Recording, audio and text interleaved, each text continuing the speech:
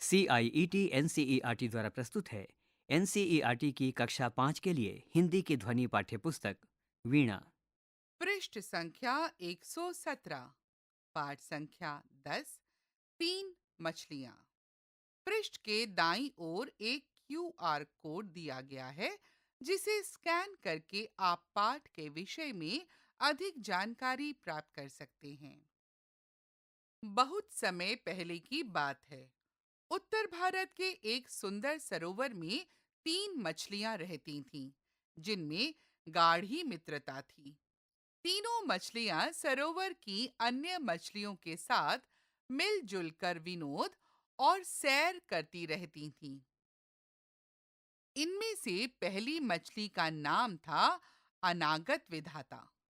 वह बहुत बुद्धिमती थी और अपने नाम के अनुसार भविष्य की संभावित समस्याओं का हल पहले से ही निकाल कर रखती थी। दूसरी मछली का नाम था प्रत्युप्नमति।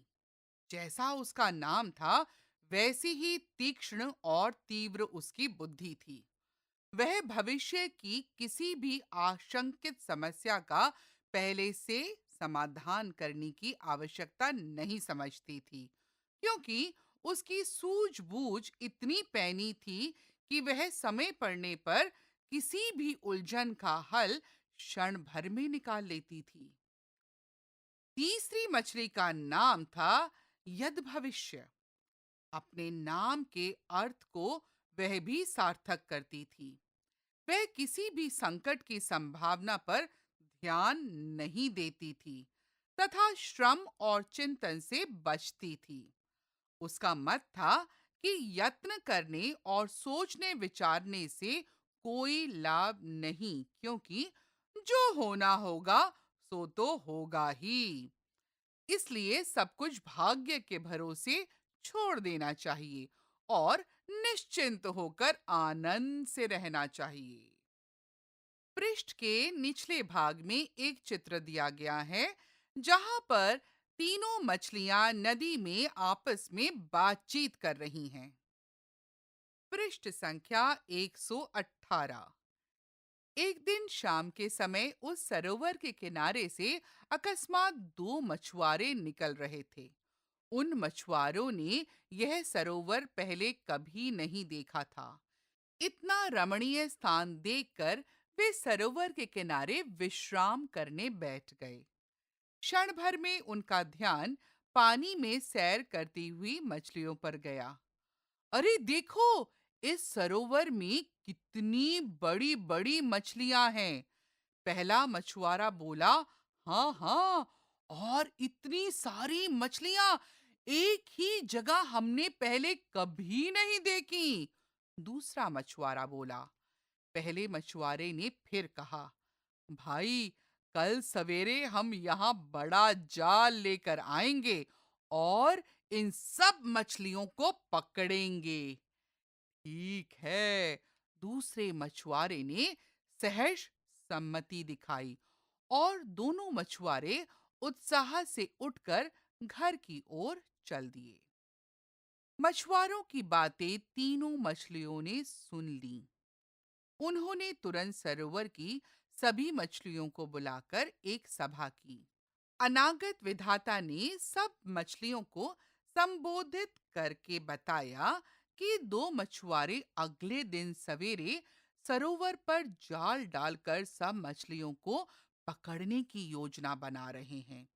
यह सुनकर सब मछलियां भयभीत हो गईं और पूछने लगी कि क्या करना चाहिए। अनागत विधाता ने कहा कि इस संकट से बचने का सबसे अच्छा उपाय यह है कि सवेरे होने से पहले हम सब यह सरोवर छोड़कर पास के दूसरे सरोवर में चले जाएं। पृष्ठ के मध्य में एक चित्र दिया गया है, जहां पर 2 मछुआरे नदी में तैरती हुई खूबसूरत मछलियों को देख रहे हैं और जाल बिछाकर उन्हें पकड़ने की योजना बना रहे हैं। पृष्ठ संख्या 119। इस पर प्रत्युपन्नमति ने कहा कि मैं तो यहीं रहूंगी और यदि मछुआरे आएंगे तो उस समय की परिस्थिति देखकर कुछ उपाय ढूंढ लूंगी। यद भविष्य तो स्वभाव से ही आलस्यमयी थी। वह कहने लगी कि मैं तो अपने इस पुराने निवास स्थान को छोड़कर कहीं नहीं जाऊंगी। भाग्य में जो लिखा होगा वही होगा। मुझे कुछ करने की आवश्यकता नहीं है। यदि भाग्य में बचना लिखा होगा तो हम सब बच ही जाएंगे। हो सकता है मछुआरे आए ही नहीं। इसके पश्चात अनागत विधाता और बहुत सी मछलियां घर छोड़कर पास के दूसरे सरोवर में चली गईं। प्रत्युत्पन्नमति, यद भविष्य और कुछ अन्य मछलियां जो यद भविष्य की राय से सहमत थी वहीं रहीं। जब सवेरा हुआ तो सरोवर की मछलियां मना रही थीं कि कदाचित मछुआरे नहीं आएंगे, परंतु थोड़ी ही देर में मछुआरों की ध्वनियां सुनाई पड़ी और उन्होंने आकर जाल डाल दिया और सभी मछलियों को पकड़ लिया। प्रत्युत्पन्नमति और यद भविष्य भी जाल में फंस गई थीं। मछुआरे बड़े प्रसन्न थे कि इतनी स्वस्थ और बड़ी-बड़ी मछलियां उन्होंने पकड़ ली हैं।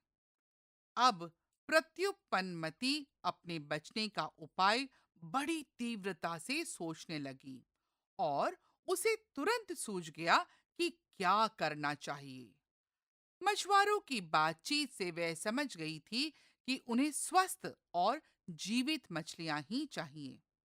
उसने उसी क्षण अपना शरीर सिकोड़ लिया और आंखें बंद करके निर्जीव सी बनकर पड़ गई।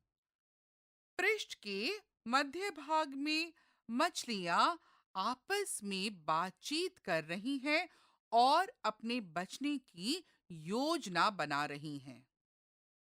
पृष्ठ संख्या 120।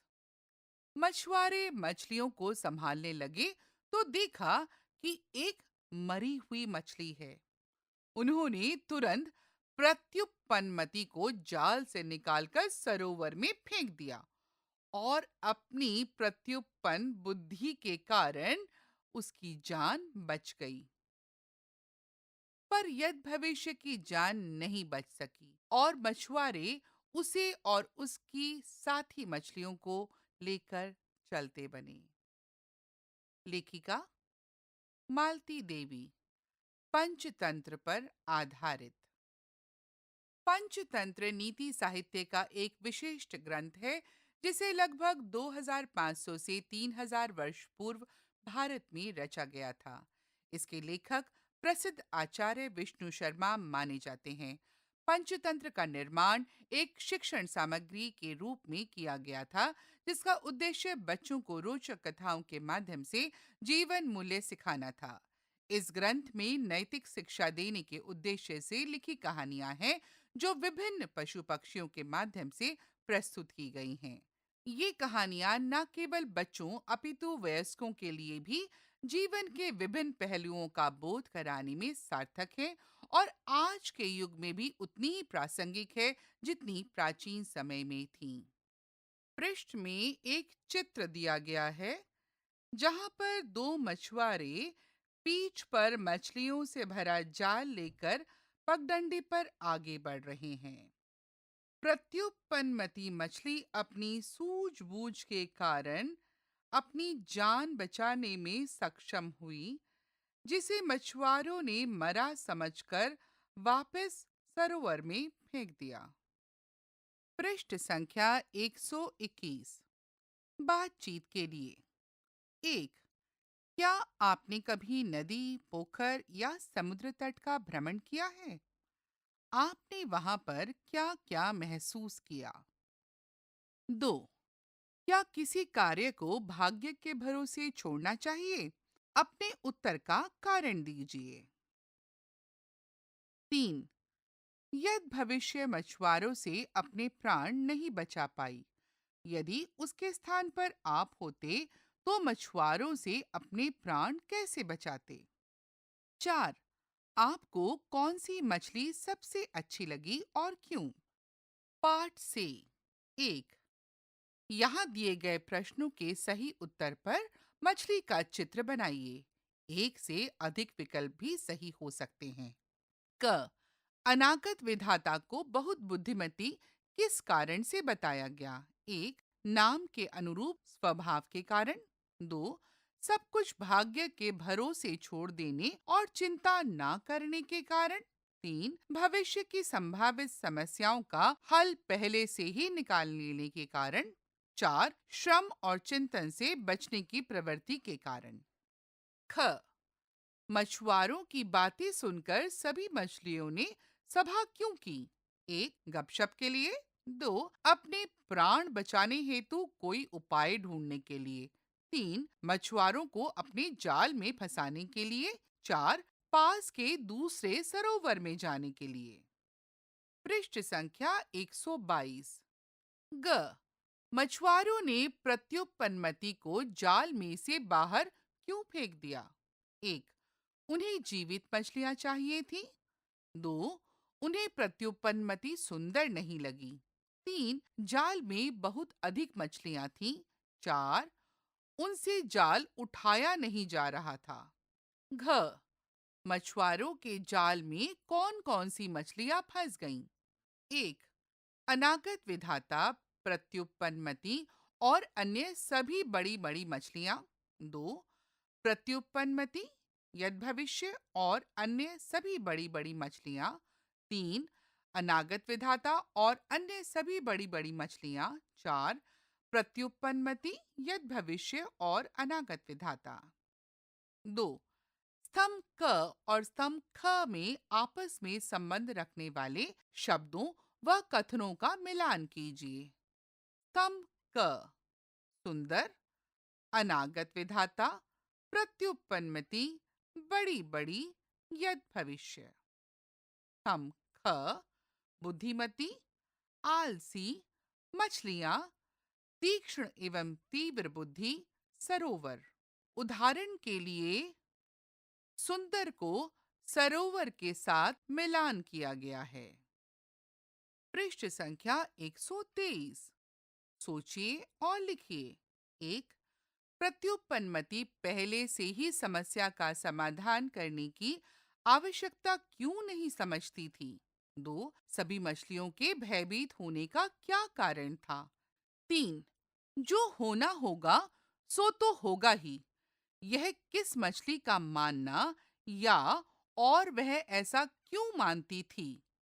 चार, अनागत विधाता ने मछुआरों की योजना से बचने के लिए क्या उपाय सुझाया? पांच, प्रत्युत्पन्नमति ने मछुआरों से बचने के लिए क्या उपाय किया? भाषा की बात। एक, कहानी में आए कुछ संज्ञा, सर्वनाम, विशेषण तथा क्रिया शब्द यहाँ दिए गए शब्द सरोवर में हैं। इनकी पहचान करते हुए उन्हें उनके संबंधित परिवार के स्थान पर लिखिए।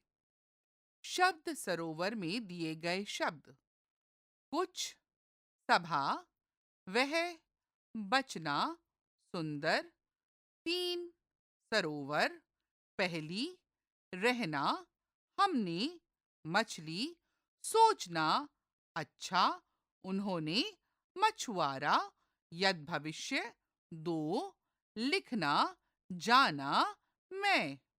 पृष्ठ संख्या 124। यहाँ पर एक तालिका को 4 विभागों में विभाजित किया गया है। पहला, संज्ञा, दूसरा, सर्वनाम, तीसरा, विशेषण एवं चौथा, क्रिया। शब्द सरोवर में से शब्द चुनकर यहाँ दिए गए रिक्त स्थानों में लिखिए। दो, कहानी में आए एक वचन और बहुवचन शब्दों की खोज करते हुए यहाँ दिए गए तालिका को उदाहरण के अनुसार पूर्ण कीजिए। यहाँ एक तालिका दी गई है जिसे 2 खंडों में विभाजित किया गया है। बाईं ओर एक वचन शब्द लिखे गए हैं तथा दाईं ओर बहुवचन शब्द दिए गए हैं। पहला, मछली, मछलियां। रिक्त स्थान, ध्वनियां, मैं, रिक्त स्थान। इसके अलावा 4 और रिक्त स्थान आपके लिए दिए गए हैं, जहां पर आपने कहानी में आए एकवचन और बहुवचन शब्दों को खोज करके यहाँ पर लिखना है। 3, यहाँ दिए गए उपयुक्त शब्दों से रिक्त स्थान की पूर्ति कीजिए। ने, में, को, के, का, की, पर। क, मछुआरों का ध्यान पानी में सैर करती हुई मछलियों रिक्त स्थान गया। ख, मछुआरों रिक्त स्थान बातें तीनों मछलियों रिक्त स्थान सुन ली। ग, वह कहने लगी कि मैं तो अपने इस पुराने निवास स्थान रिक्त स्थान छोड़कर कहीं नहीं जाऊंगी। घ, उत्तर भारत रिक्त स्थान एक सुंदर सरोवर रिक्त स्थान 3 मछलियां रहती थीं। पृष्ठ संख्या 125। 4, दिए गए विराम चिन्हों में से उचित विराम चिन्ह का प्रयोग करते हुए यहाँ दिए गए वाक्यों को पुनः अपनी लेखन पुस्तिका में लिखिए। यहाँ दिए गए कुछ विराम चिन्ह हैं, जैसे प्रश्नवाचक चिन्ह, अल्प विराम, पूर्ण विराम, विस्मादी बोधक चिन्ह, उद्धरण चिन्ह, योजक चिन्ह। क, एक समय की बात है। ख, पहला मछुआरा बोला, अरे देखो, इस सरोवर में कितनी बड़ी बड़ी मछलियां हैं। ग, मछुआरों ने सरोवर में अनागत विधाता, प्रत्युत्पन्नमति, यद भविष्य और बड़ी बड़ी स्वस्थ मछलियां देखीं। घ, हाँ हाँ, और इतनी सारी मछलियां एक ही जगह हमने पहले कभी नहीं देखी, दूसरा मछुआरा बोला। अंग, मछुआरों की बातें तीनों मछलियों ने सुन ली। अनुमान और कल्पना। एक, प्रत्युत्पन्नमति ने मछुआरों से बचने की जो योजना बनाई, यदि वह उसमें सफल ना होती तो उसकी अन्य योजना क्या हो सकती थी। 2, क्या आपने समुद्र देखा है? अनुमान लगाकर बताइए कि समुद्र में इतना अधिक जल कहाँ से आता है। पृष्ठ संख्या 126।